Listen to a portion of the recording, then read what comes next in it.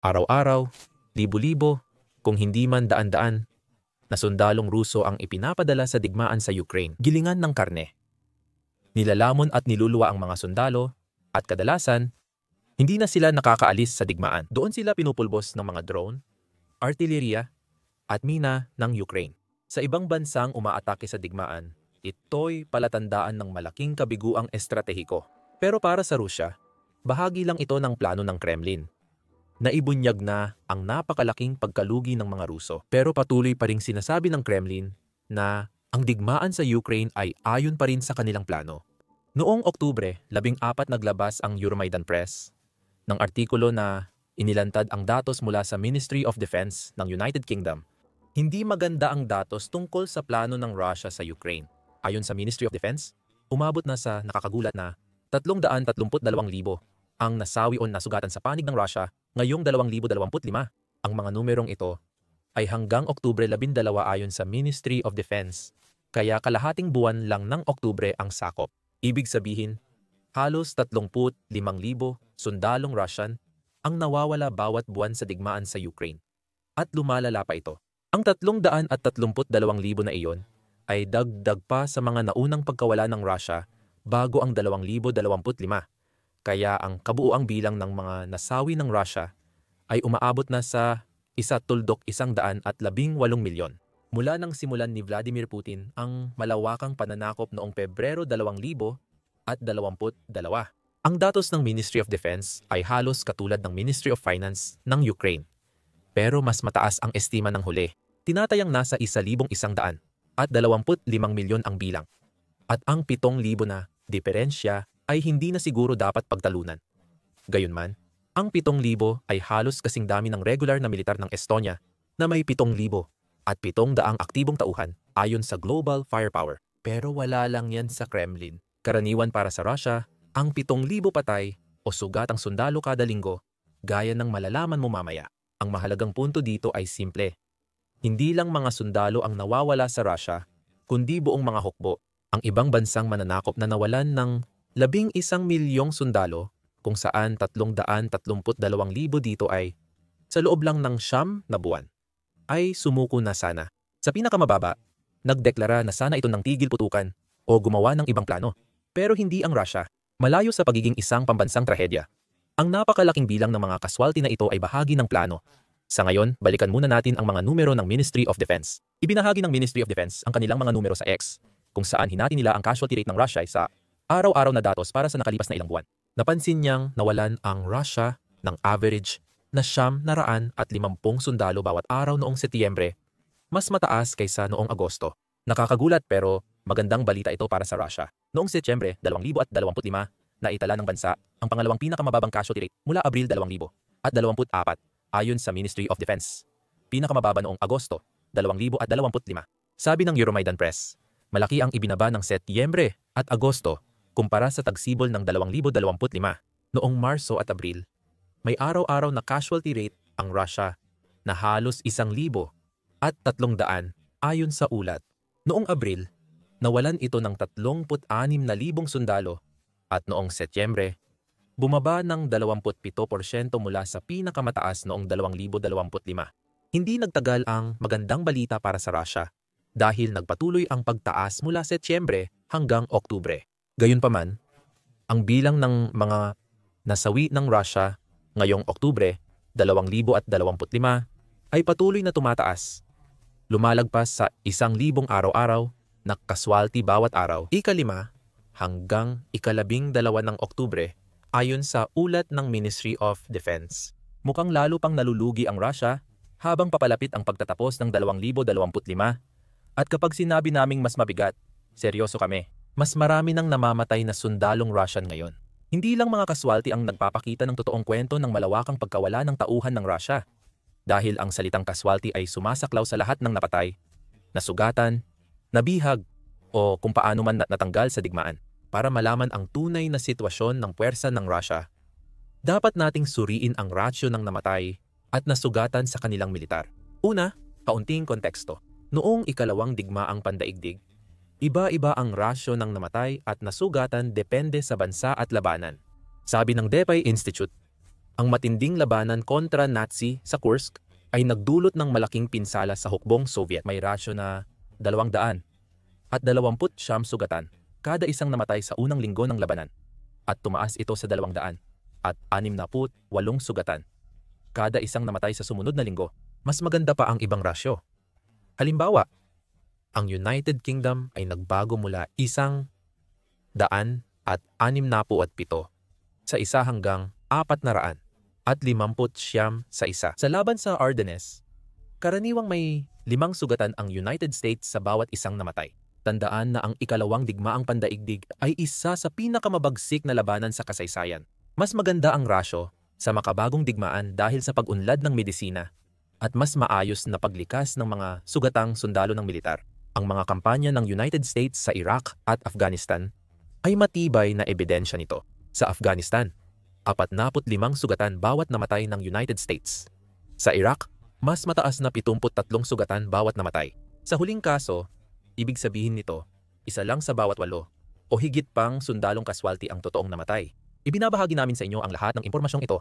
May dahilan kami kung bakit mas mataas ang bilang ng sugatan kaysa namatay sa Russia kumpara sa hukbong Soviet sa labanan sa Kursk. Noong Oktubre 13, iniulat ng Politico ang ulat ng Mediasona at British Broadcasting Corporation. Kinumpirma ng ulat ang pagkalugi ng Russia sa unang 8 buwan ng 2025 at nagbigay ng kapansin-pansing konklusyon.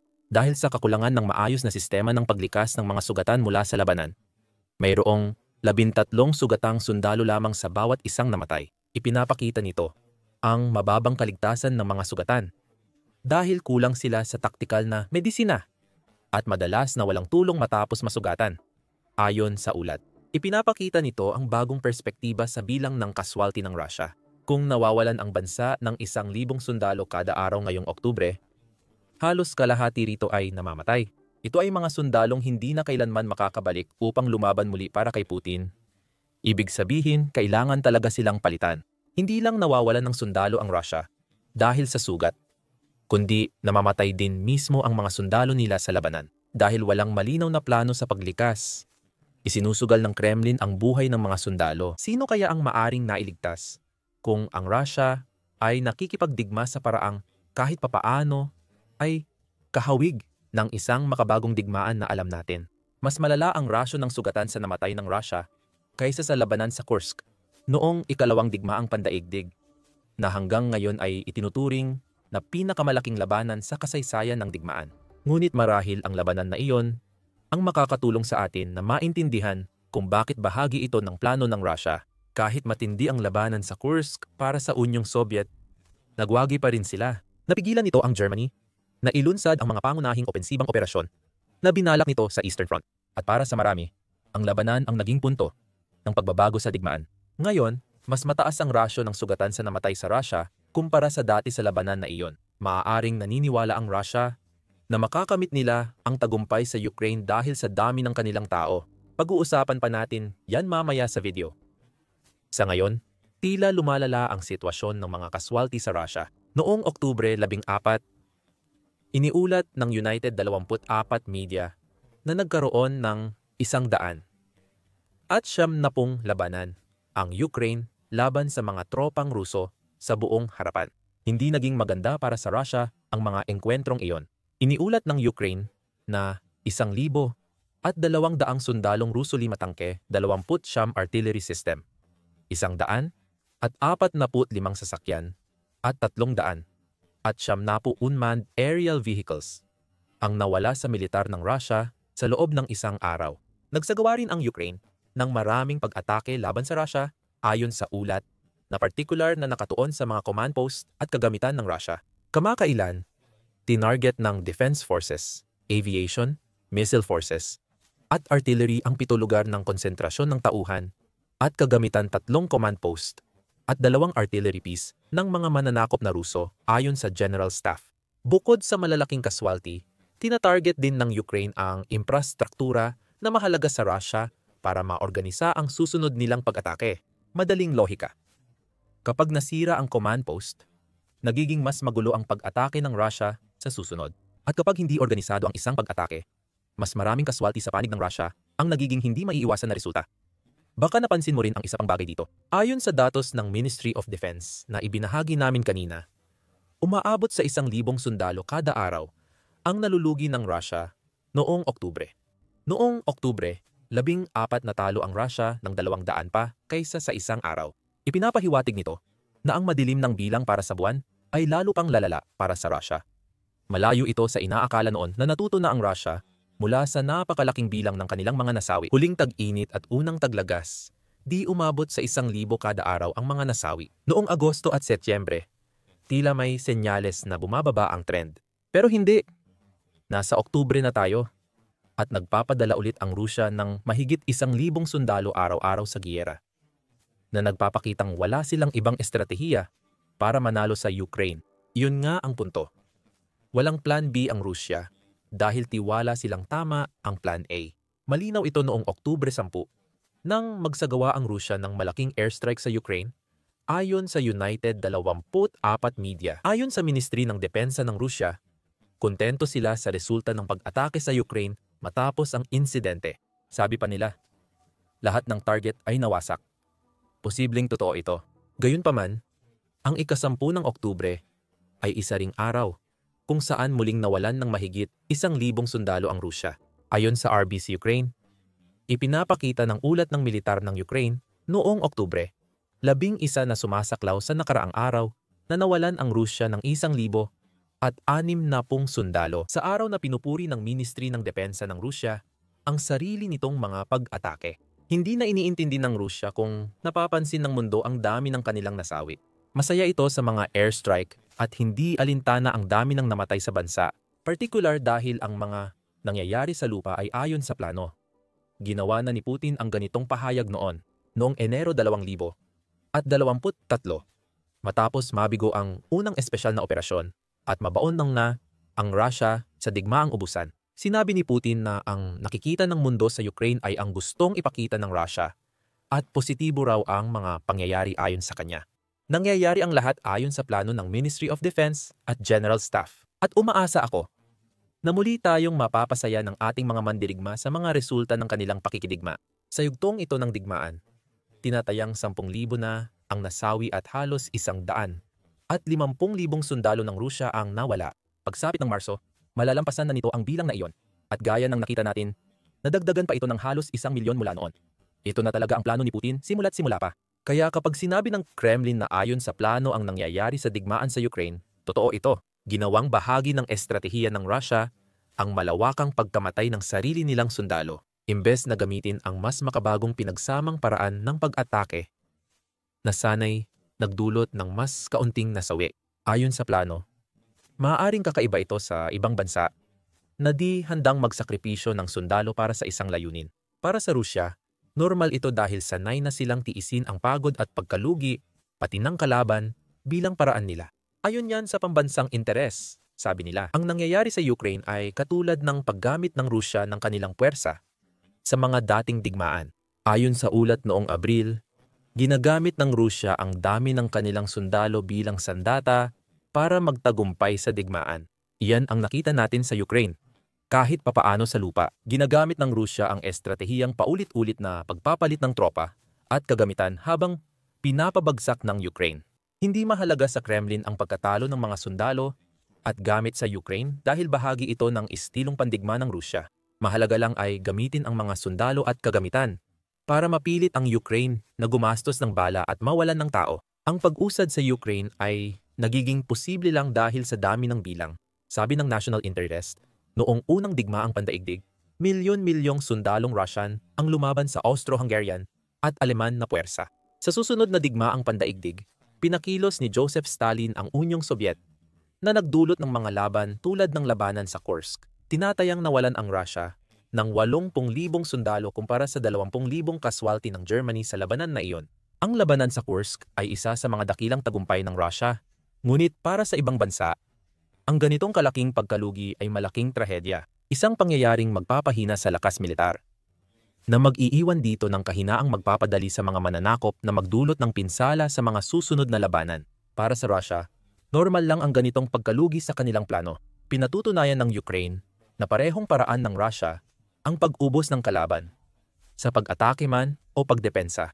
Noong Hunyo, naglathala si David Blair ng The Telegraph ng isang artikulo na tinatalakay ang paraan ng Russia sa Ukraine hanggang sa panahong iyon. May kawili-wiling grapiko sa kanyang artikulo. Noon, tinatayang 250,000 sundalong Ruso ang namatay sa 750,000 kabuuang kaswalti. Naitala ang mga numerong iyon matapos ang 3 taon ng digmaan. Ipinapakita ng grapiko na 58,200 at 20 sundalong Amerikano ang namatay sa 8 taong digmaang Vietnam, na nagpapakita kung gaano kaluma ang estratehiya ng opensibang lupa ng Russia kahit lumipas na ang mahigit kalahating siglo. Ipinapakita ng mga numerong iyon na parang inihagis ni Putin ang unang hukbo ng pananakop sa pugon. Pagkatapos ay nagtipon ulit ng panibagong hukbo at ginawa ulit ang pareho ng paulit-ulit. Isinulat ni Blair noong Hunyo at hindi siya nagkakamali. Yan ang ginawa ng Rusya. Ayon sa artikulo sa National Interest, sinabi ni Blair na ang pagsunod ni Putin sa kasaysayan ng Rusya, hindi sa makabagong pakikidigma, ang dapat sisihin. Aniya, ang pananaw ng Pangulo ng Rusya sa anyo ng digmaan ay tila hindi base sa anumang labanan matapos ang 1,945. Mas nakaugat si Putin sa kasaysayan ng dakilang makabayang digmaan. Ang laban ng Unyong Soviet sa pananakop ni Hitler mula 1,941 hanggang 1,945. Ginagawang modelo ng Russia ang ikalawang digmaang pandaigdig sa pakikitungo nila sa Ukraine. Dahil sa malamig na pagwawalang bahala ni Putin sa dami ng sundalong nalulugi ang Russia, kaya sinasabi ng Russia na bahagi ng plano ang mga bilang ng Ministry of Defense. Walang saysay ang planong ito para sa modernong militar dahil iba na ang disenyo ng mga hukbo kumpara sa estilo ng Russia. Hindi lang iyan tungkol sa estratehiya. Hindi tinatrato ng kanluraning militar ang mga sundalo nila ng malamig na kawalang pakialam gaya ng ginagawa ni Putin at ng Kremlin sa tropa ng Russia. Walang problema kay Putin ang pagdurusa ng iba. Mas maraming kaswalti ang Russia ngayon kaysa halos lahat ng digmaan matapos ang ikalawang digmaang pandaigdig. Kailangang itanong bakit? Ayon sa Russia, maayos ang plano dahil nakakamit ng puwersa ni Putin ang tagumpay. Hindi man ito kahanga-hangang tagumpay, pero mayroon pa rin silang nakukuha. Noong Oktubre 8 iniulat ng Reuters na sinabi ni Putin na nasakop ng Russia ang 1,930 milya kwadrado ng Ukraine sa 2,025 sa ngayon. Kung totoo nga ang sinabi ni Putin, malaking palagay iyon. Halos 1% ng Ukraine ang nadagdag, kaya umabot na sa 20% ng bansa ang nasakop ng Russia ayon sa Reuters. Sa isip ni Putin, ang pagkakaroon ng ikalimang bahagi ng bansa ay patunay na gumagana ang kanyang plano. Huwag nang pansinin na ang karamihan sa mga tagumpay na iyon ay nakuha noong mga unang linggo ng digmaan, kung saan maraming nasakop na teritoryo ang Russia bago ito napaatras ng Ukraine. Para sa Kremlin, 20% pa rin iyon kahit lumipas ang 3.5 taon. Patunay ito na kahit mabigat ang kabayaran sa dugo ng sundalong Ruso, sulit pa rin ito. Gayunpaman, may isa pang dahilan kung bakit porsigido si Putin sa planong Ruso. Maaaring hindi na niya layunin sakupin ang buong Ukraine. Sa halip, gusto lang niyang makuha ng Russia ang sapat na bahagi ng teritoryo para magkaroon si Putin ng kalamangan sa mga susunod na usapang pangkapayapaan. Palaging pinapatagal ni Putin ang mga usapang pangkapayapaan mula nang magsimula ang mga ito noong unang bahagi ng 2025 at ginagawa niya ito dahil may dahilan siya. Noong Agosto 16 pagkatapos ng pagpupulong ni Putin at Pangulong Donald Trump sa Alaska, ibinunyag ng The Guardian na hiniling ni Putin ang kontrol ng Russia sa Luhansk at Donetsk. Ayon kay Putin, dapat manatili sa kasalukuyang linya ng labanan para sa tigil putukan sa Ukraine na nagpapakita ng interes niya sa dalawang rehiyon. Kaya patuloy pa ring nagpapadala ng tropa ang Russia para sa Luhansk at Donetsk. Ayon sa plano ng Russia, ang lahat dahil unti-unti silang sumusulong sa dalawang rehiyong ito. Bawat kilometro nilang nasasakop, kahit mabagal, ay dagdag na kalamangan para kay Putin. Mukhang layunin niya ngayon na masakop ng Russia ang Luhansk at Donetsk para mapilitang isuko ito ng Ukraine sa anumang kasunduan sa hinaharap. Habang di pa tapos ang pananakop, tuloy ang plano. Magdadagdag pa ang Russia ng daan-daang libo o milyon-milyong sundalo para sa layuning iyon. Para kay Putin, sulit ang pagkatalo dahil bawat nasasawi ay nagbibigay sa kanya ng pagkakataong mag-ukit ng pangalan sa kasaysayan bilang leader ng Russia na ibinalik ang Ukraine sa mga tunay nitong may-ari. Baluktot ang pananaw na ito at maaaring ito mismo ang magpabagsak sa Russia. Noong Abril, kinausap ni George Barros ng Institute for the Study of War,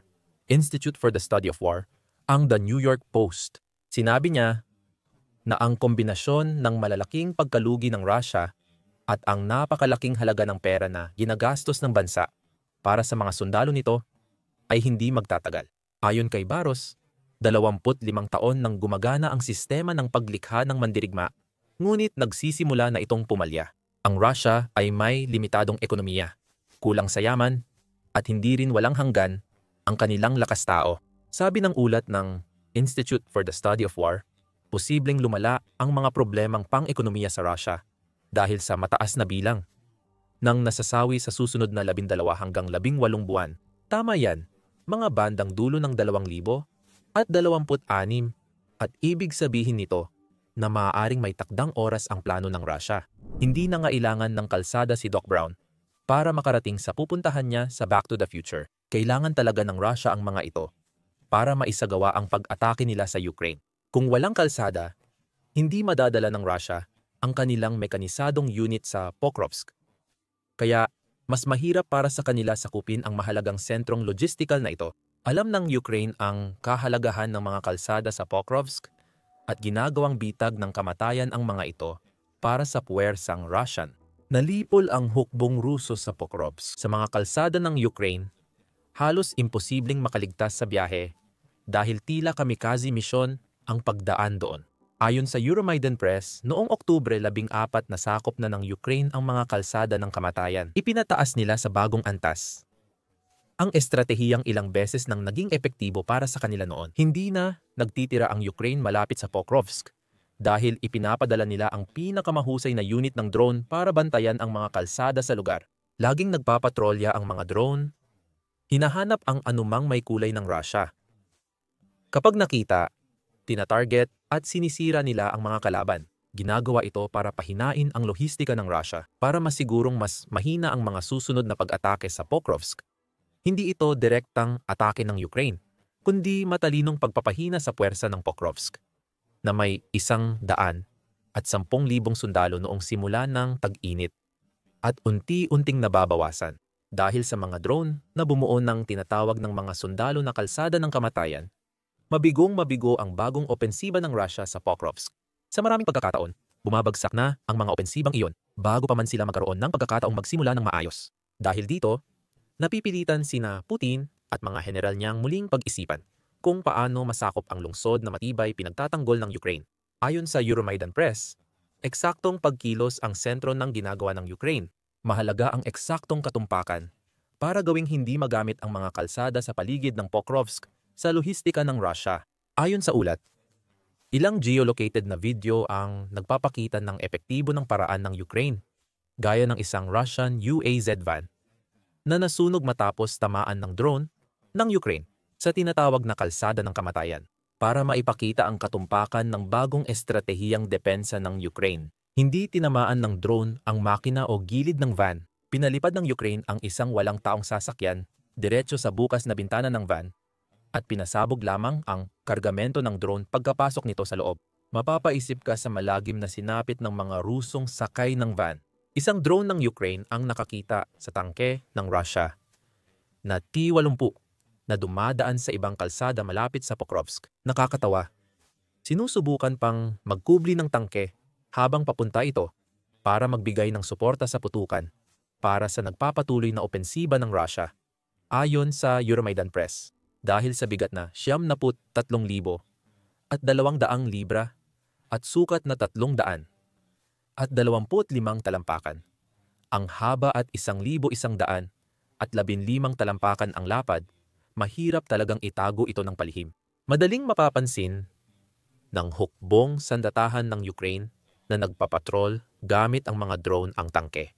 At nang makita ito, isa na namang tangke ang nawasak ng Ukraine. Bukod sa mahigit 11,000 at 200 tangke na naipadala ng Ukraine sa tambakan mula nang sakupin ni Putin, sinubukan ng Russia na protektahan ang kanilang T-80 laban sa drone ng Ukraine. Ayon sa Euromaidan Press, may dagdag na rehas at electronic warfare ang tangke Pero ayon sa ulat, madali pa rin itong tinamaan. Kawili-wili ang binanggit na rehas. Dahil hindi ito karaniwang bahagi ng mga tangke. Hindi lang dahil ang mismong tangke ay ginawa bilang isang gumugulong na bola ng armor at lakas apoy na kayang tumanggap ng isa o dalawang tama. Naglalagay ang Russia ng mga rehas sa kanilang mga tangke sa digmaan sa Ukraine para labanan ang mga drone ng Ukraine. Tinatawag ang mga ito na cope cages. Hindi laging epektibo ang mga ito. Naisip ng Russia ang iba't ibang kakaiba at nakakatawang disenyo ng cope cages. Nagbahagi ang Business Insider noong Agosto ng halimbawa ng dambuhalang tangke na napuno ng kagamitan at inabot ng 60 first-person view drones ng Ukraine bago mapabagsak. Iyon ay isang bihirang halimbawa ng tagumpay ng Russian cope cage. Mangyayari lang ito kung may sapat na ekstrang materyales ang puwersa ng Russia. Pero matatawag ba talagang tagumpay ito? Tinamaan ng Ukraine ang tangke gamit ang 60 drones na ibig sabihin hindi ito nakaiwas. Dahil ito sa malaking cope cage sa paligid nito, ipinapakita nitong desperado na ang Russia, kaya halos hindi na magamit ang mga tangke nila sa sobrang proteksyon. Mas simple ang ibang cope cages kaysa sa ipinakita ng Business Insider. Gumamit ang Russia ng lahat mula sa mga metal na hawla at lambat hanggang kahoy at kadena, lahat para subukang gumawa ng pansamantalang armor na magpoprotekta sa kanilang mga tangke laban sa mga drone ng Ukraine. Madalas, pinapahirap ng armor na yon sa drone operators ng Ukraine ang paghahanap ng mahihinang bahagi. Madalas nabibigo ang cope cage at nasisira ang armor ng Russia. Di natin alam itsura ng cope cage sa T-80 sa Road of Death. Pero hindi na mahalaga dahil tinumba pa rin ng Ukraine. Hindi lang tangke ang nabibiktima sa mga kalsada ng kamatayan sa Ukraine. Hindi mapili ang mga drone operator ng Ukraine sa pagpapatumba ng sasakyang Ruso. Lahat ng makita ay ginagamit sa logistical na pangangailangan. Ayon sa Euromaidan Press, gumagamit ang Russia ng iba't ibang supply vehicles gaya ng van, pickup, motorsiklo, at solo riders sa pag-atake sa Pokrovsk. Tinatarget ng Ukraine ang mga nagtangkang magdala ng kaunting bala o rasyon sa unahan. Ipinapakita ng paggamit ng mga sasakyang ito ang masamang kalagayan ng mekanisadong puwersa ng Russia ngayon dahil sa pagkawala ng maraming tangke at armored na sasakyan, napipilitang gumamit ang Russia ng mga sasakyang hindi talaga para sa digmaan. Binanggit ni dating Forbes correspondent David Axe ang tumitinding pagdepende ng Russia sa mga sibilyang sasakyan noong Marso. Sinulat niya na humarap ang Russia sa isang mahirap na problema habang patuloy itong naglulunsad ng mas marami pang pag-atake laban sa depensa ng Ukraine noong 2000 at 23 at 2024. Kasabay ng pagdami ng pag-atake, tumaas din ang pagkawala ng kagamitan. Dahilan ng 11,200 nawasak na tangke na nabanggit sa video. Binanggit din ni Axe ang survey noong Pebrero na nagsasabing halos 70% ng pagkawala ng sasakyan ng Russia noong buwang iyon ay mula sa mga sibilyang sasakyan gaya ng kotse, all-terrain vehicle at golf cart. Lalong lumala pa ito mula noon. Para sa Russia, ang kakulangan nila sa mga tangke at armored na sasakyan ay umabot na sa puntong mas marami pang sibilyang sasakyan ang ginagamit nila sa Ukraine kaysa dati. Mukhang ang lohika ng Russia ay kahit papaano ay magagamit nila ang ganitong mga uri ng sasakyan para maghatid ng mga supply. Ibig sabihin, hindi nila kailangang isugal ang kanilang mga armored na sasakyan. Madaling mapabulaanan ang lohikang iyon dahil walang depensa ang mga sibilyang sasakyan laban sa mga drone ng Ukraine na napatunayang kayang sumira ng tangke. Pagsapit ng Mayo, ayon kay Axe, na sumusulat sa Trench Art, 70% ng daan-daang sasakyang nawawala ng Russia sa Ukraine kada buwan ay mga sibilyan. Hindi ito matalinong taktika ng Russia, kundi desperadong paraan lang para iligtas ang kanilang mga tangke at armored na sasakyan. Ipinapakita nito ang kakulangan ng Russia sa armor habang patapos na ang ika-4 na taon ng digmaan sa Ukraine. Sa motorsiklo, may mas mainam na dahilan ang Russia sa paggamit nito. Ayon sa ulat ng Cable News Network noong Abril, naniniwala ang Russia na ang bilis at liksi ng mga motorsiklo kumpara sa ibang uri ng sasakyan ay dahilan kung bakit magandang pagpipilian ang mga ito para makaiwas sa mga drone ng Ukraine. Huwag mo na lang pansinin ang hindi protektadong sakay ng motorsiklo. na siguradong patay na kung tamaan siya ng isa sa mga drone na iyon. Ganun na lang ang paniniwala ng Russia sa bisa ng paggamit ng motorsiklo, kaya't naglabas pa sila ng mga propaganda video na nagpapakita ng kanilang mga sundalo na nagsasanay kung paano magsagawa ng mga pag-atake sa mga grupo ng 2 o 3 motorsiklo. Tulad ng ibang sibilyang sasakyan sa cope cages, hindi rin gumagana ang mga motorsiklo. Kapag sinubukan nilang dumaan sa roads of death ng Ukraine, agad nasisira ang mga motorsiklo dahil sa mga drone na dapat nilang naiwasan. Dahil sa pagsalakay ng Russia sa Pokrovsk, puno na ng mga sirang sasakyan ang tinatawag na roads of death. Tuloy-tuloy ang pag-monitor ng drone operator na makikita sa mga kuha ng magkabilang panig tungkol sa epekto ng pag-atake ng Ukraine. Ayon sa Euromaidan Press, baluktot at nasusunog na bakal, wasak na sasakyan, at mga hukay kada ilang metro. Ang pinakabaliw pa, ilang beses na dapat natutunan ng Rusya ang aral na ito. Sa ngayon, ang paggawa ng Ukraine ng mga hindi mapasok na kalsada ng kamatayan gamit ang mga drone ay matagal ng hindi bagong taktika. Ginawa na nila ito ng ilang beses noon. Kunin mo ang labanan sa Kursk bilang halimbawa.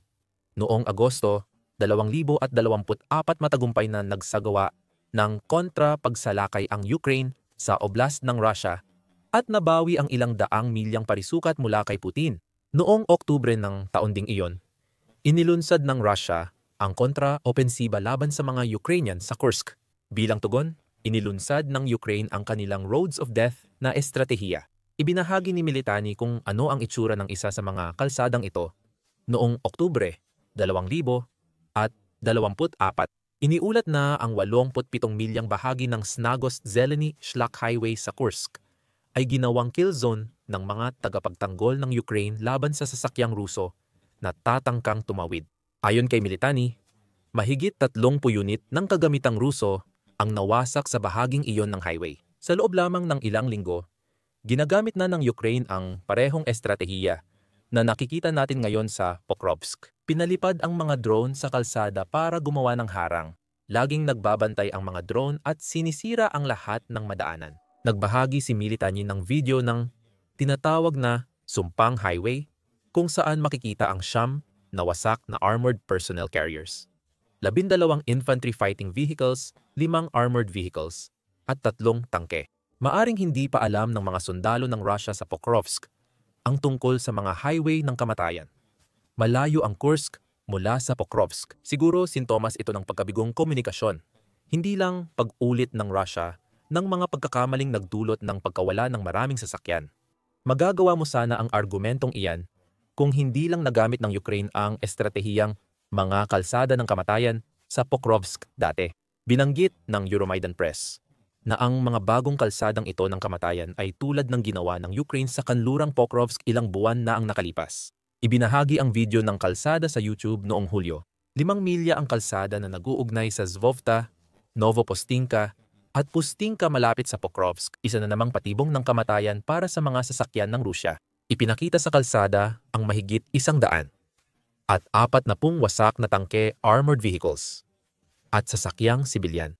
Katumbas ito ng 200 at 85 sasakyan bawat milya na traffic na ayaw masangkot ng mga sundalong Ruso. Noon pa man, karamihan sa mga sasakyang ipinapadala ng Russia sa kalsadang ito ay mga sibilyan at truck para sa kanilang logistical na network. Hindi natuto ang Russia mula sa karanasan sa mga kalsada ng kamatayan sa Ukraine o baka alam ng mga komandante kung gaano ito kadelikado at alinman sa hindi nila pinapansin o sobrang desperado silang mapanatiling tuloy-tuloy ang supply, kaya pinipilit nilang dumaan pa rin ang kanilang mga tropa sa mga kalsadang iyon. Kahit ano paman, pareho lang ang nagiging resulta. Daan-daan ang mga sasakyang nawawasak. At kadalasan ay malayo pa bago makarating sa mga sundalo sa unahan na dapat sana nilang sinusuplayan. Matapos magtagumpay ang estratehiya ng mga kalsada ng kamatayan, nais ng Ukraine palawakin ang tagumpay nila malapit sa Pokrovsk. Isa sa mga paraan nila, ayon sa Euromaidan Press, ay ang pagtiyak. Si Commander Robert Brovdi, na kilala rin bilang Korsign Magyar, ay patuloy na nangangasiwa sa sektor ng Pokrovsk. Si Brovdi, isang negosyante at entrepreneur bago ang pagsalakay ni Putin sa Ukraine, ay voluntaryong sumali sa Territorial Defense Forces ng Ukraine noong Pebrero 7, 2022. Ilang linggo lang ang lumipas nang pumasok ang mga puwersa ng Russia sa Ukraine At mula noon ay patuloy nang lumalaban si Brovdi laban sa kanila. Si Brovdi ay kilala bilang isa sa mga ama ng drone-based depensa ng Ukraine kontra Russia. Ginawaran siya ni Pangulong Volodymyr Zelensky ng isa sa pinakamataas na parangal militar ng Ukraine dahil sa kanyang serbisyo. Siya na ang commander ng Unmanned Systems ng Sandatahang Lakas ng Ukraine. Malaki ang naging papel niya sa tagumpay ng Ukraine sa estratehiyang mga kalsada ng kamatayan sa Pokrovsk. Alam ni Brovdi ang mga drone na kasing galing o mas magaling pa kaysa karamihan sa militar ng Ukraine. Ang kanyang kaalaman at paggabay ang tumulong sa Ukraine na makagawa ng multi-layered na depensa at drone patrol na nagbabanta sa mga sundalo at sasakyan ng Russia sa mga tinatawag na kalsada ng kamatayan. Ang kanyang tumiyining, ang kanyang doktrina, ganap na dominasyon ng drone sa higit 12 kilometro sa likod ng frontline. Ayon sa Euromaidan Press kay Brovdi, bawat metrong kalsada, sasakyan at kilos ay minamanmanan at agad pinaparusahan. Tiyak na matutuwa ang mga tagapagtanggol ng Ukraine sa Pokrovsk na makasama siya, lalo na't mukhang mananatili si Brovdi roon. Sa malapit na hinaharap, napipilitan ang Russia ulit gawin ang isang bagay na paulit-ulit na nitong ginawa sa Pokrovsk. Pag-isipang muli ang kanilang estratehiya. Dahil sa epektibong mga kalsada ng kamatayan, hindi na magagamit ng Russia ang mga dating taktika malapit sa Pokrovsk. Halos imposible na ang malalaking mekanisadong pag-atake. Hindi na maaring magpadala ang Russia ng mga tangke at mga armored na sasakyan sa mga lugar ng pagsisimula ng pag-atake dahil kailangan nilang mag-navigate sa dagat ng mga drone para makarating kahit saan. Ang mga motorsiklo na inakalang solusyon ng Russia sa depensang drone ng Ukraine ay lumabas ding napaka-vulnerable. Dahil sa mga problemang ito, iniulat ng Euromaidan Press na napilitan ang Russia na bawasan ang laki ng kanilang pag-atake at nagpapadala na lang ng maliliit na fire team, kadalasan 3 sundalo o mas kaunti, laban sa depensa ng Ukraine. Iniulat din ng RBC Ukraine ang pagbabagong ito sa taktika ng Russia noong unang bahagi ng Setyembre. Ayon dito, nagpadala ang Russia ng ilang unit ng marino sa Pokrovsk para sa inaasahang mapagpasyang tagumpay sa rehiyon. Ang problema ay hindi mangyayari ang mga tagumpay o kahit papaano ay hindi ito magtatagal kung walang armor na nagbibigay ng suporta sa putukan. Walang available na armor dahil sa mga tinatawag na roads of death ng Ukraine. Kaya umaasa ang Russia sa maliliit na grupo na nabanggit na natin kanina. Ayon sa ika-7 Army Corps ng Air Assault Forces ng Ukraine, ipinaliwanag nila ang mga sinusubok gawin ng Russia. Ngayon na wala ng silbi ang kanilang mga mekanisadong pag-atake, layunin ng kalaban sa Pokrovsk na makalapit sa mga posisyon ng drone operator o mortar crew. Ayon sa ika-7 Army Corps sa Facebook, sinusubukan nilang pagwatak-watakin ang ating depensa, kumuha ng posisyon sa bagong lugar, at palawakin ang gray zone. Sabi ng ilan, ito ay matalinong hakbang ng Russia. Sa halip na ipadala ang kanilang mga sasakyan sa linya ng putukan, nagpapadala sila ng mga infiltrator para makalusot sa likod ng mga linya ng Ukraine para matarget nila ang mga gumagamit ng drone na humaharang sa mga sasakyan. Gayunpaman, nakikita ni Brovdi kung ano talaga ang sinusubukang gawin ng Russia at inaayos na niya ang mga paraan para kontrahin ang bagong estratehiyang ito. Ayon sa Euromaidan Press, inutusan ni Brovdi ang mga drone ng Ukraine na unahin ang mga infantry ng Russia kaysa sa kanilang mga sasakyan. Ang mga drone operator ng Pokrovsk ay may minimum na buwan ng bilang ng mga napapatay ngayon. Sabi ng Euromaidan Press, dapat mas mataas ang bilang kaysa sa kakayahan ng Russia magmobilisa ng bagong sundalo sa Pokrovsk. Mukhang may lumilitaw na paikot-ikot na estratehiya dito. Sa ngayon, tinatarget ni Brovdi at ng kanyang mga puwersa ang impanterya ng Russia dahil sila ang pinakamalaking banta sa Pokrovsk. Mas kaunti ang banta ng sasakyan dahil alam na ng Russia na delikado ang tinatawag na kalsada ng kamatayan. Sa kalaunan, maaaring mapagtanto ng Russia na ang tinitira ng Ukraine ay ang kanilang mga sundalo at hindi ang kanilang mga sasakyan, na maaaring magbunsod sa kanila na subukang gamitin muli ang mga kalsada ng kamatayan. Babantayan ito ni Brovdi. Kapag naghanda ang Russia para sa mekanisadong pag-atake o binuhay ang kanilang lohistika, malamang na muli silang targetin ng mga drone operator ng Pokrovsk. Isa itong laro ng mga reaksyon at kontra-reaksyon.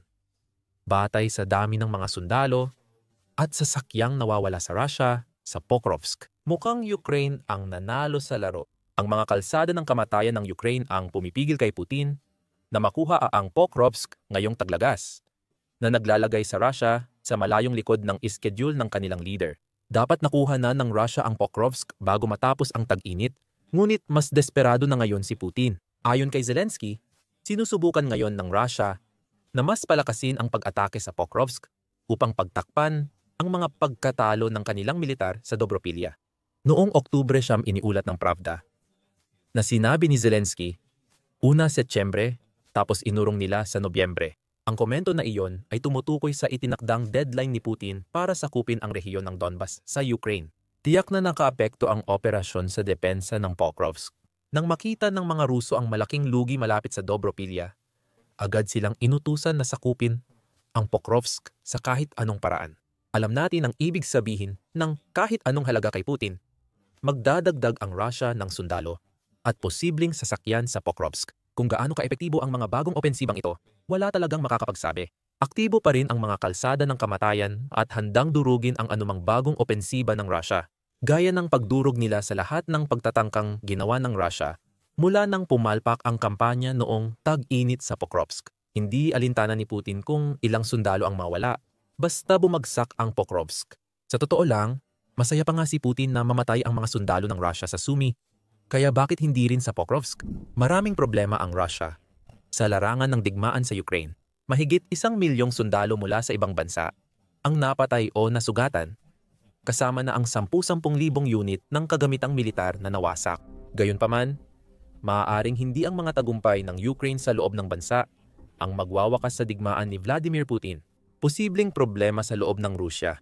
Isang tila hindi magamot na sakit na sumalot sa Rusya mula pa Soviet era ay ngayoy nagbabantang bumagsak ang bansa. May Dutch disease, ang Rusya, na unti-unting nagpapabulok sa bansa. Ayon kay Paul Warburg, na nagbahagi ng Oktubre 10, maraming antas ang bersyon ng Dutch disease sa Rusya. Isa ito sa pinakamalalang kasong nakita. Pero bago talakayin ang punto ni Warburg, kailangan muna natin ng kaunting konteksto. Mahalagang maintindihan muna kung ano ang Dutch disease bago natin makita kung paano tinamaan ang Rusya ng maaaring magwakas sa kanilang bansa dahil sa sakit na iyon. Gaya ng ipinapahiwatig ng pangalan, ang Dutch disease ay ipinangalan mula sa isang partikular na insidente na nangyari sa Netherlands noong huling bahagi ng 1950s. Nagsimula ito ng matuklasan ng mga Dutch ang natural gas deposits sa North Sea noong 1950. Nagsimula ang mga Dutch sa pagmimina at pagbebenta ng gas. Kaya dumami ang kanilang yaman. Nagresulta rin ito sa biglang pagtaas ng halaga ng pera ng Netherlands. Mukhang maganda lahat yan hanggang sa lumitaw ang mga hindi magandang epekto. Hindi maganda para sa iba pang produkto na ibinebenta ng bansa. Kapag isang produkto lang ang may ganitong kalaking epekto sa isang bansa, habang yumayaman ang Netherlands dahil sa industriya ng enerhiya, humina naman ang ibang sektor ng negosyo sa bansa. Ang paglakas ng Dutch Gilda ay hindi inaasahang nagpababa sa pag-export ng non-enerhiya ng Netherlands. Sumirit ang kawalan ng trabaho mula 11% hanggang 51% habang napilitan magsara ang mga negosyo sa labas ng sektor ng enerhiya dahil sa iba't ibang dahilan. Hindi sapat ang kita ng mga kumpanyang iyon at mahirap pa silang makipagsabayan sa lumalakas na industriya na nag-aalok ng mas mataas na sahod sa mga aplikante. Marami ang gustong magtrabaho sa Dutch oil at gas, kaya bumagsak ang ibang industriya sa Netherlands. Ipinapakita ng sitwasyong ito kung ano ang nangyayari kapag inilalagay ng isang bansa ang lahat ng pag-asa nito sa iisang sektor lamang. Walang sino man ang maaaring sisihin ang Netherlands sa pagsubok nitong kumita ng mas maraming pera mula sa bagong tuklas nilang gas at oil deposits. Gagawin din ng kahit anong ibang bansa ang parehong bagay. Gayunpaman, winasak ng mabilis na pag-angat ng industriya ng enerhiya ang lahat sa paligid nito. Yan ang Dutch disease, sa madaling salita. At sa ngayon, ang Russia ay may matinding kaso ng sakit na ito na maaaring magdulot ng pagbagsak ng kanilang ekonomiya. Matagal bago pa man mapalayas ng Ukraine ang mga mananakop ng Russia mula sa kanilang teritoryo. At dito bumabalik sa video ni Warburg na sinimulan niya sa pamamagitan ng pagbibigay diin sa laki ng sakunang nagbabadya sa hinaharap ng Russia.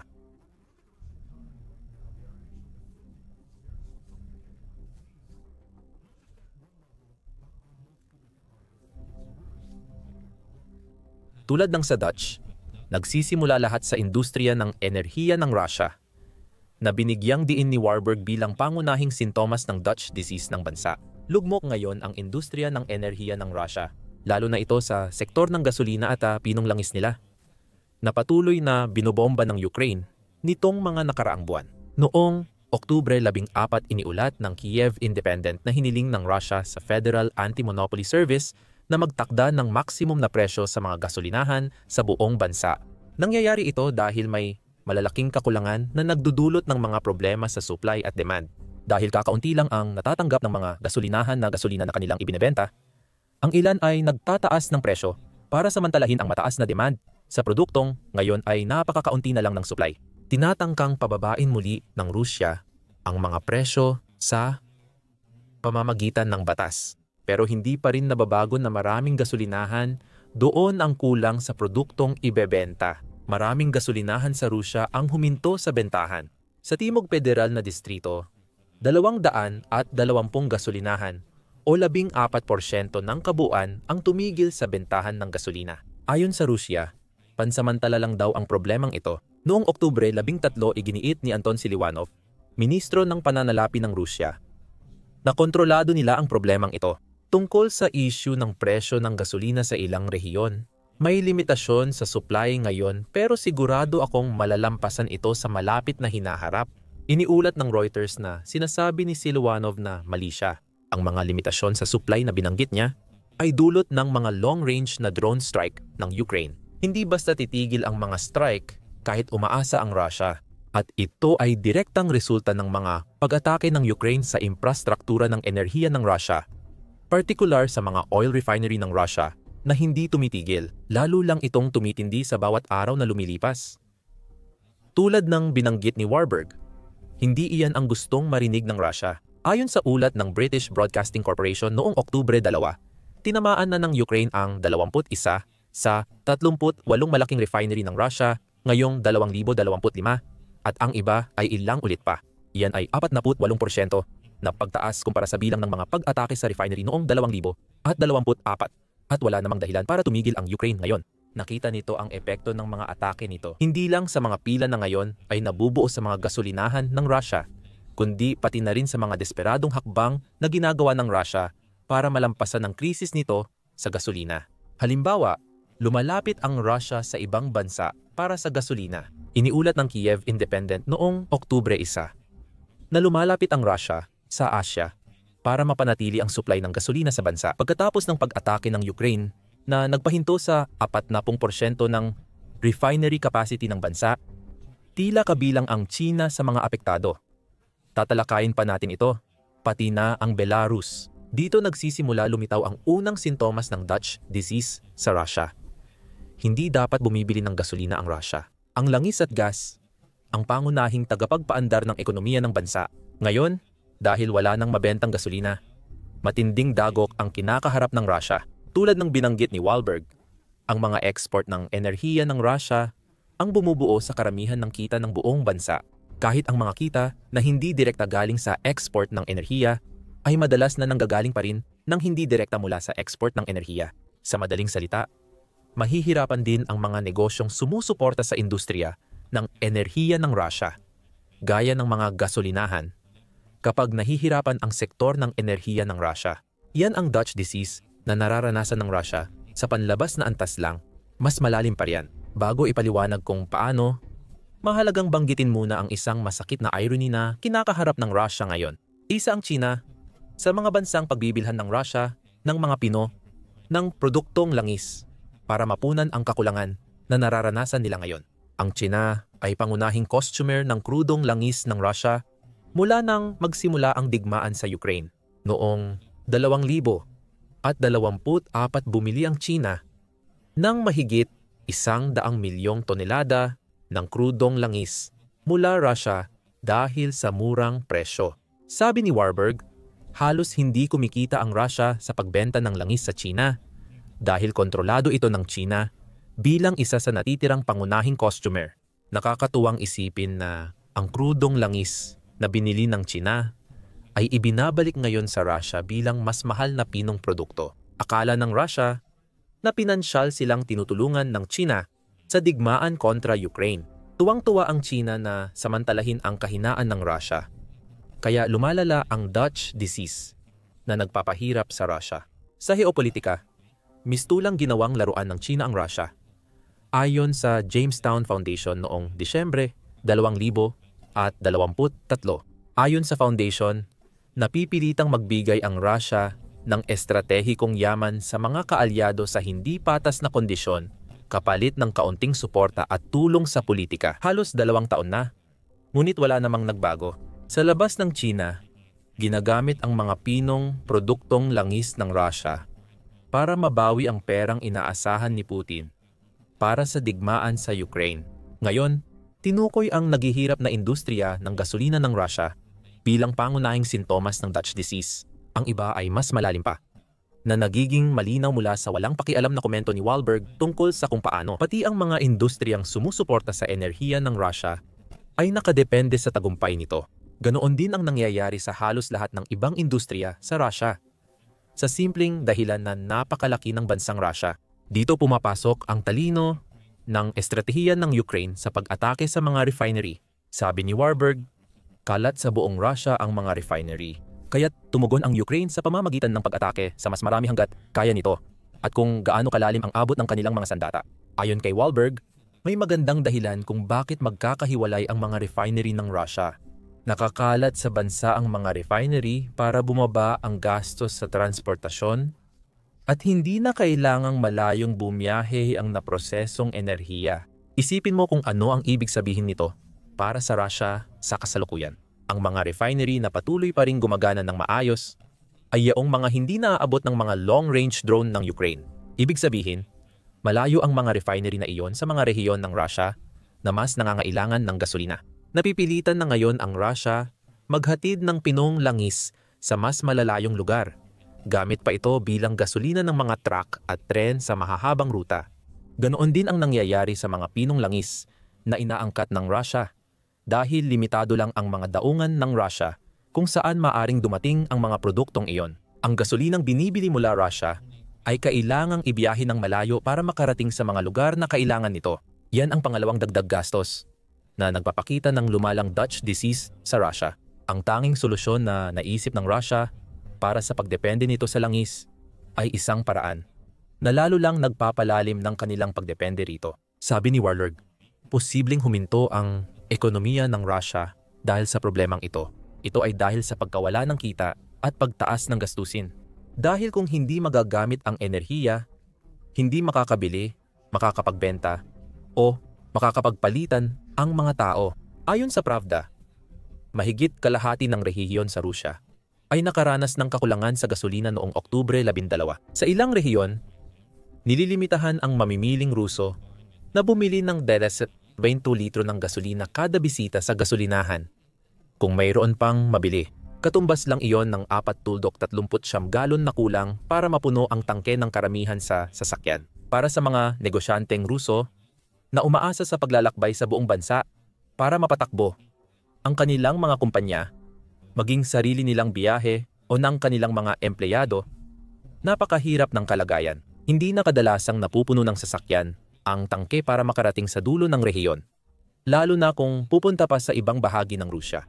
Tulad ng nabanggit, ang Dutch disease ay nakakaapekto sa mga negosyong wala sa industriyang yumaman ang bansa. Sa Netherlands, ang mabilis na pagtaas ng halaga ng pera ay negatibong nakaapekto sa ibang sektor. Para sa Rusya, nagdudulot ng problema ang pagkawala ng pangunahing produkto dahil hindi nito matugunan ang pangangailangan ng lokal na kumpanya sa gasolina. Hindi rin kayang solusyonan ng Rusya ang problemang Dutch disease. Sa totoo lang, ito ay problemang umiiral na sa loob ng mga dekada at hindi ito kayang lutasin sa sistemang pampamahalaan na pinapatakbo ng Rusya. Binanggit ni Wahlberg ang puntong ito na sinasabing ang mga orihinal na nakaranas ng Dutch disease ay nagawang makabawi. Ang Netherlands ay demokratiko, samantalang ang Rusya ay oligarkiya.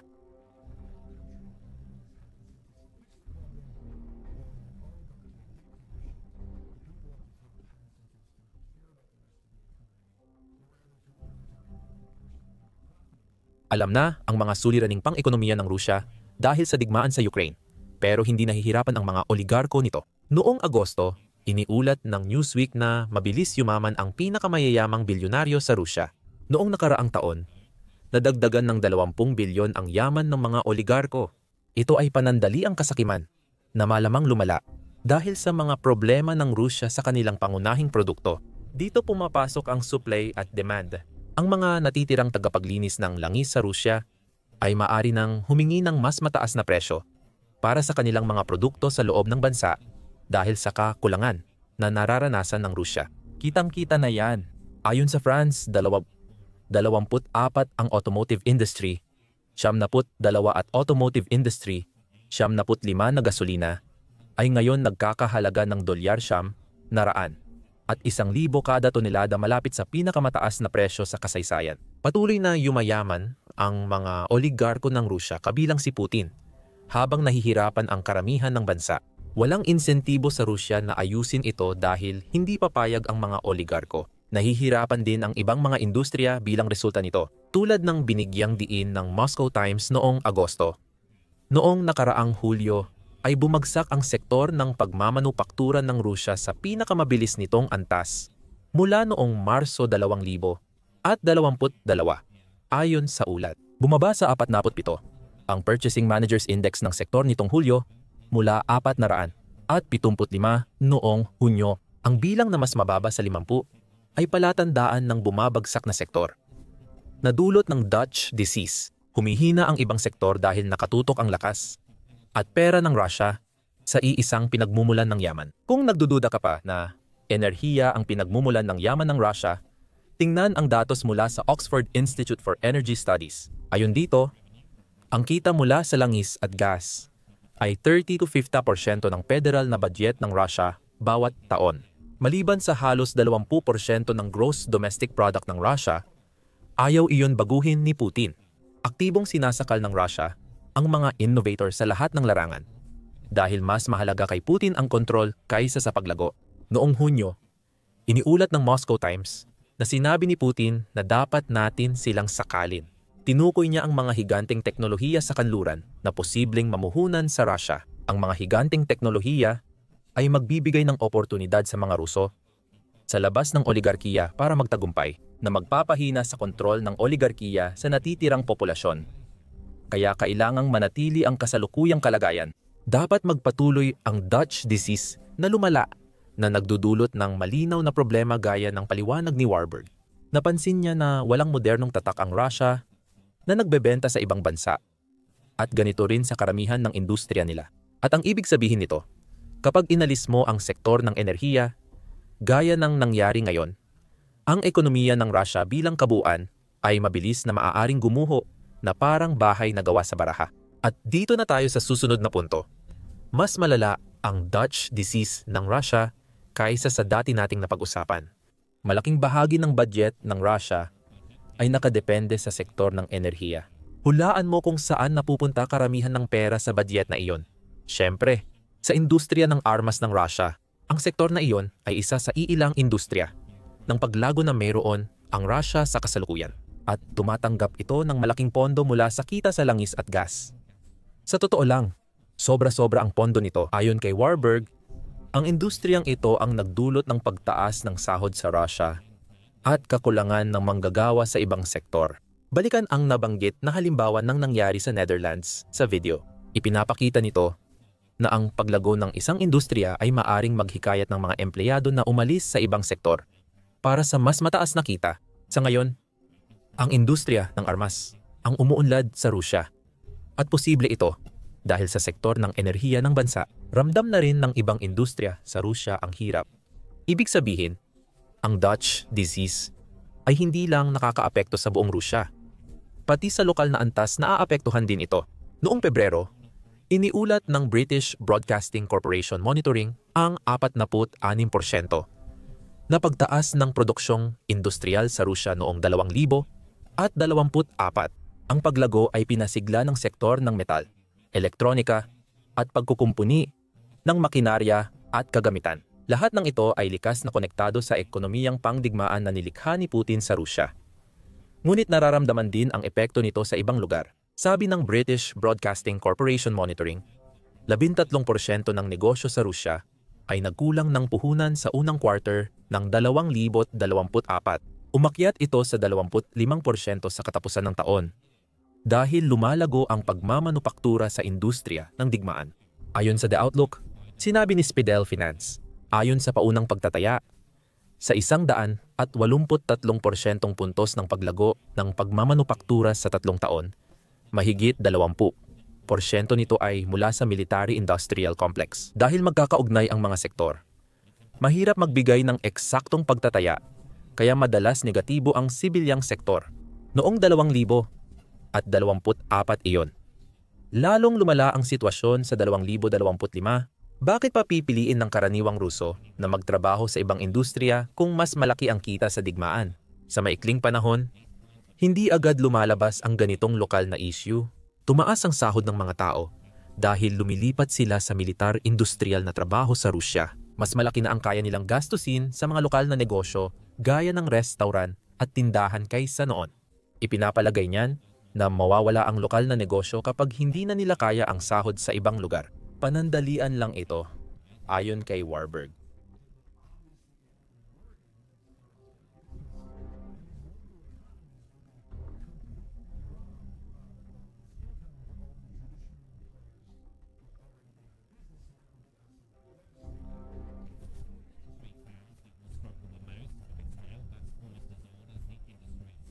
Kung sa isang industriya lang nakaasa ang komunidad, babagsak ito kapag bumagsak ang industriya.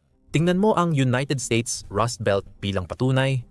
Basta hindi kasama ang New York City. Sabi ng Forbes, 1/3 ng populasyon ng Amerika noong 1950 at 50 ay nakatira sa Rust Belt. Bakal, karbon, at sasakyan ang pangunahing produkto ng rehiyong ito. Habang tumatagal, inilipat na sa ibang bansa ang paggawa ng bakal at sasakyan. Ang karbon naman, sa kabilang banda, ay naging hindi na gaanong kanais-nais na produkto. Nang magsimulang mangibabaw ang langis, gas, at kalaunan ay mga solusyon sa malinis na enerhiya. Noong 2000, 1/4 na lang ng populasyon ng Amerika ang nasa Rust Belt.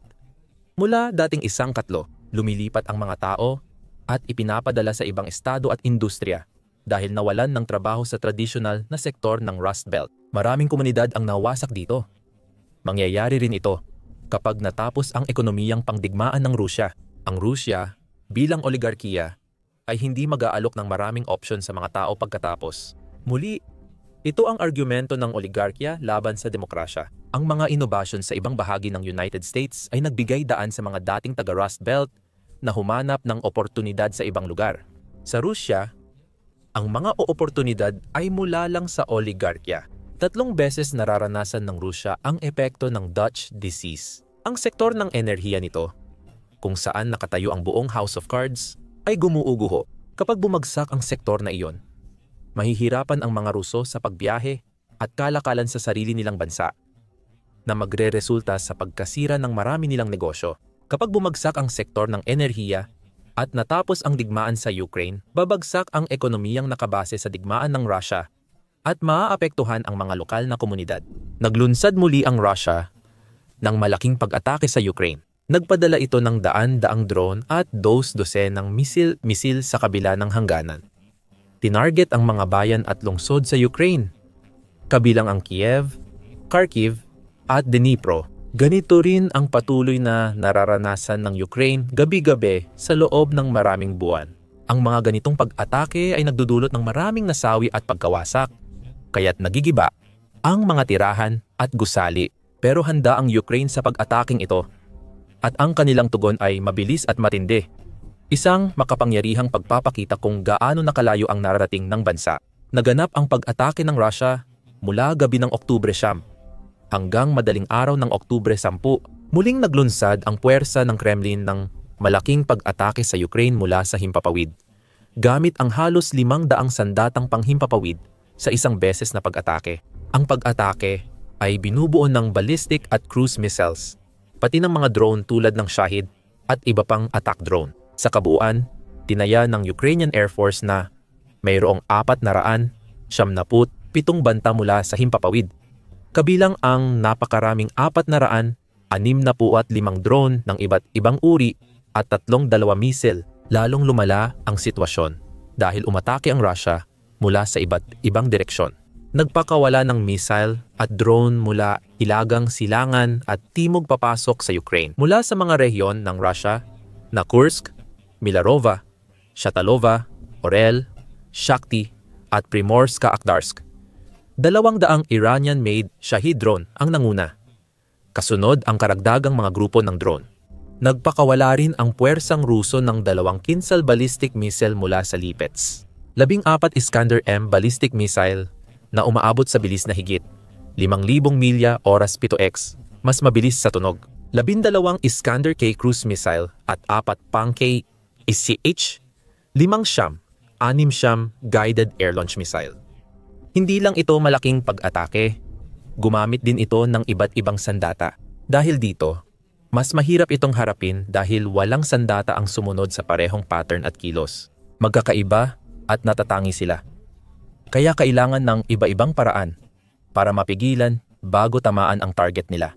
Kung 500 lang na Shahid drone ang kailangang harapin ng Ukraine at walang ibang uri ng drone o missile, alam nila eksakto kung gaano kabilis makalipad ang mga Shahid na iyon, gaano kalayo ang mararating nila, at kung ano ang kaya nilang gawin.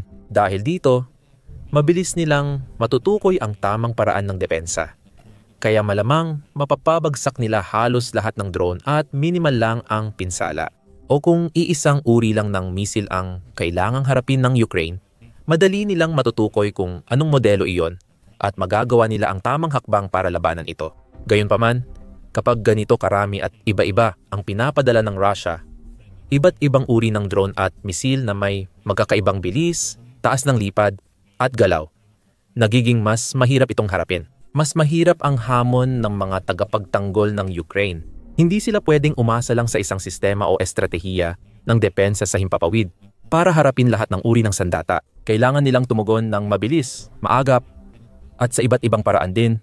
Pinipili ang tamang solusyon sa tamang oras para mapigilan ang bawat paparating na banta. At iyan mismo ang dahilan kung bakit umatake ang Rusya sa ganitong paraan. Gumamit sila ng iba't ibang drone, misil, at paraan ng pagpapalipad para lituhin at lamangan ang depensa ng Ukranya. Malamang mataas ang inaasahan nila sa ataking ito. Maaaring inasahan ng Kremlin ang matinding pagkawasak sa Ukranya. Maraming nasirang gusali at maraming namatay at nasaktan. Maaaring umasa rin itong makakuha ng mahalagang impormasyon sa kahinaan ng air defense network ng Ukranya na magagamit sa susunod na pag-atake. Sa mga susunod na araw at linggo, may malinaw na dahilan kahit salilan ang Kremlin para maging kumpiyansa. Tulad ng nabanggit, mahirap harapin ang ganitong uri ng pag-atake. Kahit anong bansa sa mundo ay tiyak na mahihirapang ipagtanggol ang sarili laban sa ganong kalaking pag-atake. Kasama na riyan ang mga pangunahing military superpower. Kahit ang mga bansang may pinakamalalaking budget sa depensa at pinakamalalakas na hukbong sandatahan, ay nagsisimula pa lang sa mabilis na nagbabagong mundo ng drone warfare at hindi pa nila lubos na napag-aaralan ang mga taktika at estratehiyang kailangan para mapaglabanan ang matindi at hindi inaasahang mga pag-atake mula sa himpapawid.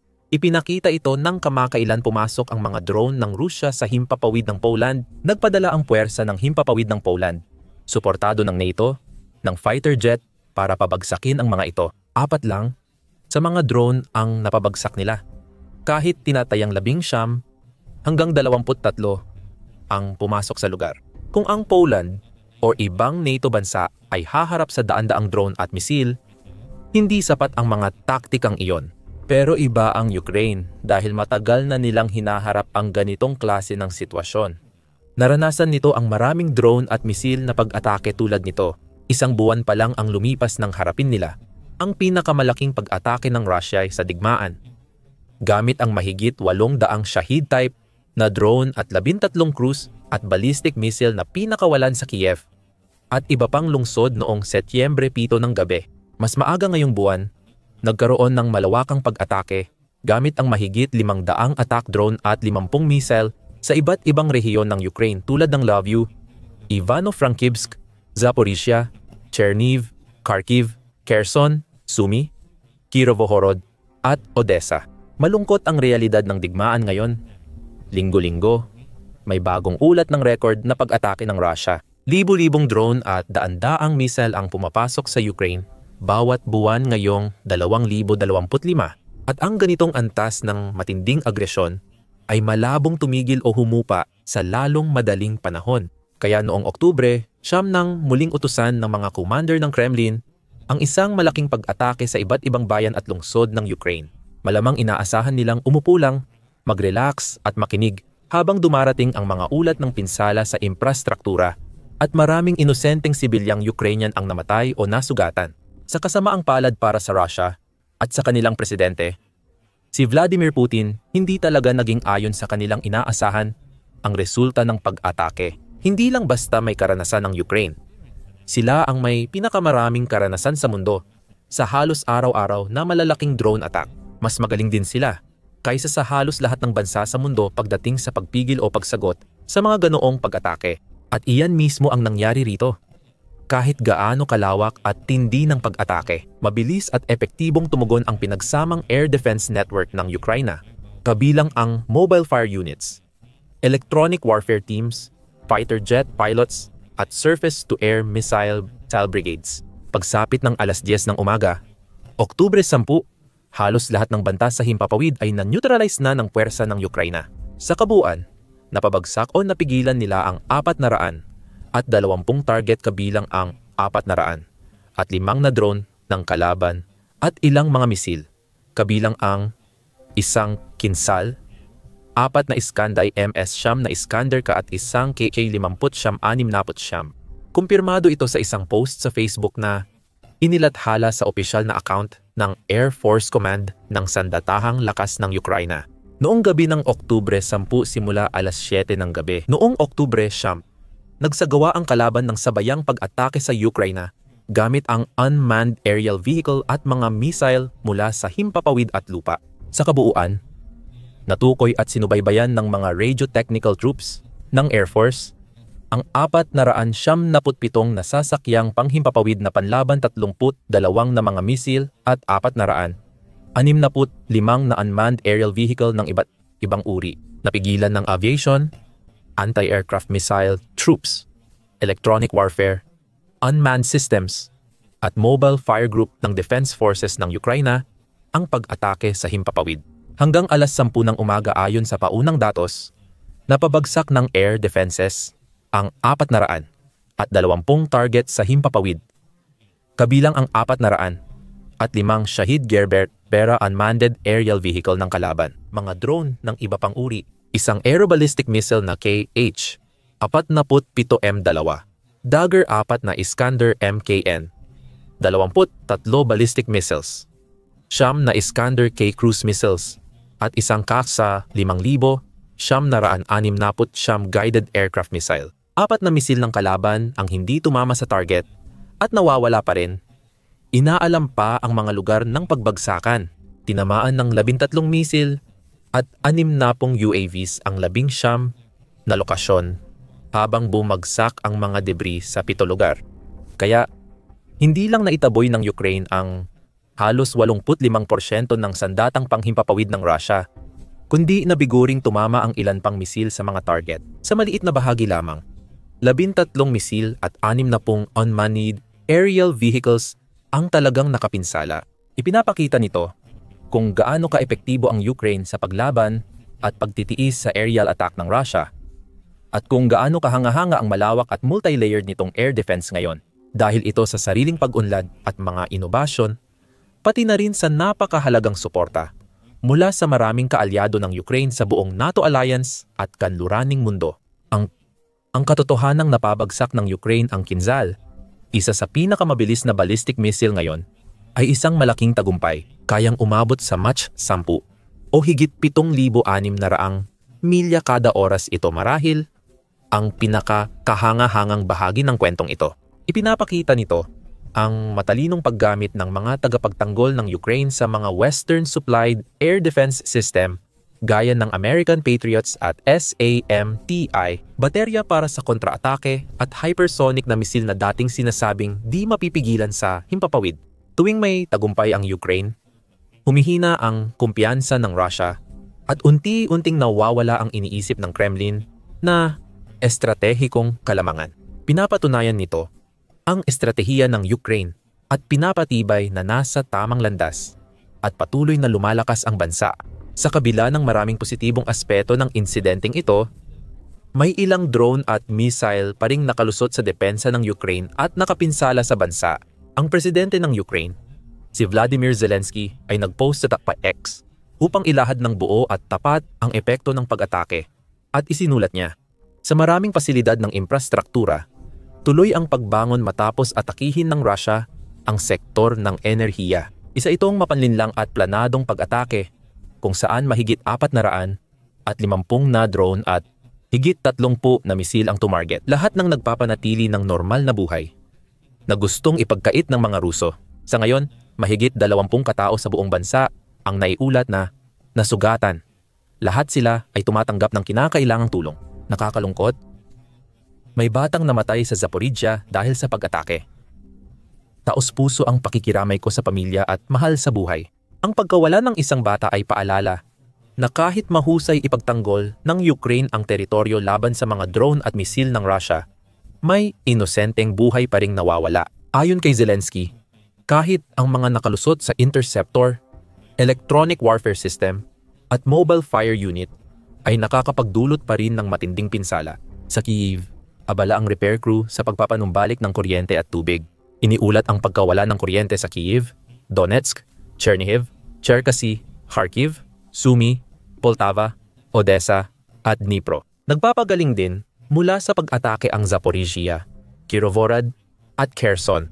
Lahat ng kaugnay na serbisyo ay nagtatrabaho para sa pagbangon at ang mga unang tumugon ay kumikilos saan man kinakailangan. Regular akong tumatanggap ng mga ulat mula kay Ministro para sa pagpapaunlad ng mga komunidad at teritoryo Olekay Kolyeba, Ministro ng Enerhiya Svitlana Grinchuk, Ministro ng Panloob na Gawain Igor Klimenenka, at mga lokal na opisyal. Kinakailangan ang pinakamataas na kahusayan mula sa mga kinatawan ng pamahalaan sa lahat ng antas. Sa dulo ng tweet, kinondena ni Zelensky ang Kremlin. Binanggit na muli na namang tinarget ng Russia ang mga sibilyan at enerhiya imbes na lehitimong target militar. Habang hinihikayat ang mga kaalyado ng Ukraine sa buong Europa at sa kabila ng Atlantiko sa Hilagang Amerika na ipagpatuloy ang pagpapatupad ng mga parusa at magpadala ng suporta sa Ukraine.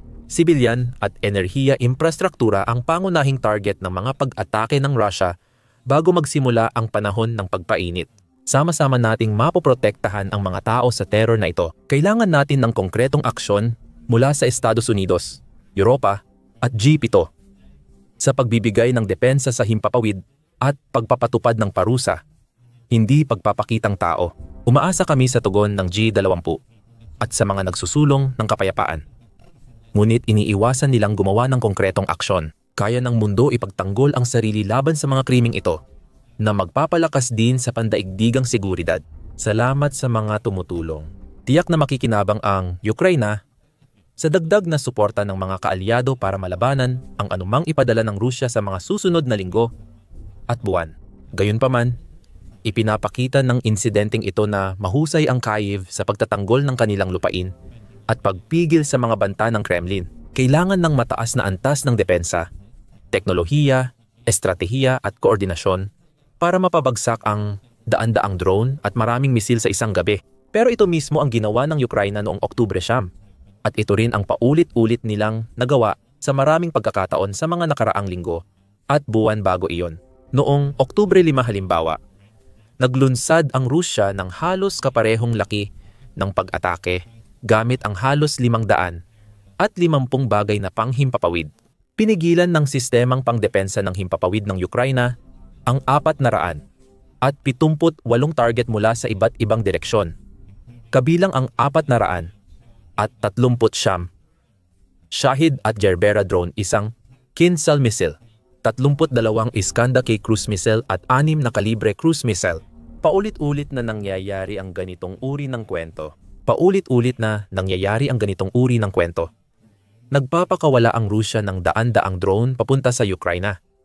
At sa kung anong paraan ay nagagawa ng Ukraina na pabagsakin halos lahat ng mga ito, na nagre-resulta sa milyon-milyon, kung hindi man bilyong dolyar na halaga ng kagamitang militar ng Rusya na nauwi sa usok. Nakakalungkot, patuloy pa rin ang mga pagkatalo at napilitang magluksa ang mga taga-Ukraina sa libu-libong sibilyang namatay ngayong taon. Hindi matatag o pangmatagalan ang sitwasyon, pero ang katotohanan na nagagawa ng sandatahang lakas ng Ukraina na mapigilan ng tuloy-tuloy ang mahigit 80% ng lahat ng papasok na banta mula sa himpapawid ay isang bagay na dapat ipagdiwang. Hindi ito sapat para mailigtas ang bawat buhay, at mapanatiling buo ang bawat gusali. Malaki ang ambag nito sa pagpigil sa pinsalang dulot ng mga drone at misil ng Kremlin.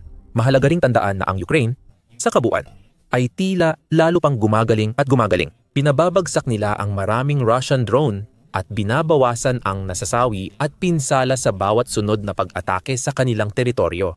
Samantala, habang tuloy ang pabaya at malupit na pag-atake ng Russia sa mga ospital, bahay at istasyon ng kuryente, gumaganti ang Ukraine ng mas mabagsik at epektibong atake. Ilang araw matapos ang insidente, gabi ng Oktubre 13, tinamaan ng Ukrainian drone ang pinakamalaking oil depot ng Russia sa baybaying lungsod ng Feodosia, Crimea. Isang napakalaking sunog ang sumiklab matapos ang pag-atake at isang source mula sa Ukrainian Security Service ang nagbunyag ng lawak ng pinsala. Ayon sa Kiev Independent, tinamaan ng drone ang hindi bababa sa 5 tangke na nagdulot ng malaking sunog sa oil depot. Nagbigay agad ng malinaw na larawan ng pangyayari ang mga lokal na video na ibinahagi online. Ipinapakita nito ang napakalaking apoy at makakapal na ulap ng itim na usok na tumataas mula sa depo at bumabalot sa kalangitan ng lungsod ng Feodosia. Iniulat ng mga residente, nakitang-kita mula sa malayo ang liwanag ng apoy, habang sinabi ng source mula sa Security Service of Ukraine na ang isang kalapit na electrical substation ay nasira rin sa pag-atake. Kasama ang isa pang substation sa lungsod ng Simferopol sa loob ng bansa. Dagdag pa niya, tuloy-tuloy na pinahihina ng Security Service of Ukraine ang militar, lohistikal at ekonomikong kakayahan ng kalaban para labanan ng Ukraine.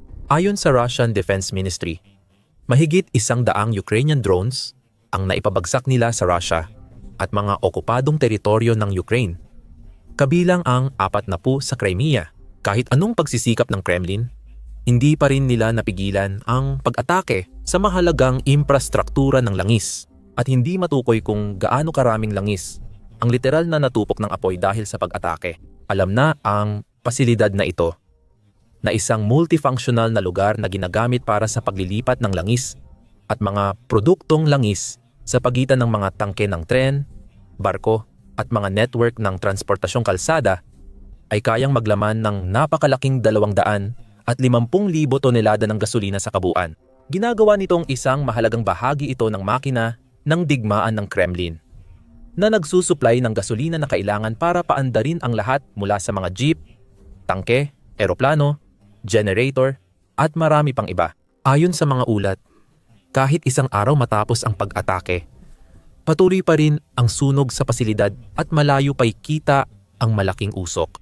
Batay sa lokal na media at Crimean Wind Channel sa Telegram, lumulutang ang nakalalasong usok sa lungsod na makita mula sa Staraya Krim, 25 kilometro ang layo. Naamoy pa rin ang usok kahit 10 kilometro mula sa pinagmulan ng sunog sa Crimea. Binanggit ni Win na mahigit 800 ang nailikas at 6 na tangke ng gasolina ang nasusunog. Ayon sa karagdagang post, isang malaking haligi ng usok na may habang 36 na kilometro ang umabot sa buong Crimea hanggang Kerch Peninsula na nagpapakita ng laki ng sunog sa simula. Isa na naman itong perpektong halimbawa ng malinaw na pagkakaiba ng taktika ng dalawang panig. Ibinubuhos ng Rusya ang lahat ng mayroon ito sa iba't ibang target sa buong Ukraine, umaasa sa dahas para mapabagsak ang kanilang kalaban. At ginagawa ang lahat ng pinsala na kaya nito sa kahit sinong tao o gusali na madaanan nito, kabilang na ang mga inosenteng sibilyan at mga walang kinalaman na infrastruktura. Samantala, mas maingat ang Ukraine sa pagpili ng target. Unti-unting tinatamaan ang mahalagang infrastruktura ng gasolina ng Rusya para ilugmok ang bansa sa kaguluhan. Napatunayang mas epektibo ng husto ang mga pag-atake nito kumpara sa kalaban dahil kasalukuyang kinakaharap ng Rusya ang hindi pa nararanasang krisis sa gasolina kung saan tumaas ng 50% o higit pa ang presyo sa ilang mga rehiyon. Maraming gasolinahan ang napilitang magsara o limitahan ang dami at uri ng gasolina na pwedeng bilhin ng mga customer. Ang pinakabagong mga pag-atake sa Feodosia Oil Depot ay lalo pang magpapalalim sa krisis na ito na magtutulak sa Kremlin sa mas desperado at walang pag-asa na sitwasyon. Ngayon, alamin pa ang tungkol sa partikular na insidenteng ito at kung paano ito konektado sa mas malawak na estratehiya ng Ukraine sa pagtutok sa mga energy infrastructure sa aming pinakabagong video tungkol sa paksang ito. Bilang alternatibo, panoorin mo ang video na ito para makita kung paano ang tila hindi matitinag at tinatawag na makabagong T-70M tanks ng Russia ay tumagal lamang ng wala pang isang araw sa mga labanan sa Ukraine. Huwag kalimutang mag-subscribe sa aming channel para laging updated sa pinakamalalaking balita at kaganapan tungkol sa digmaan at iba pang importanteng military conflict sa mundo.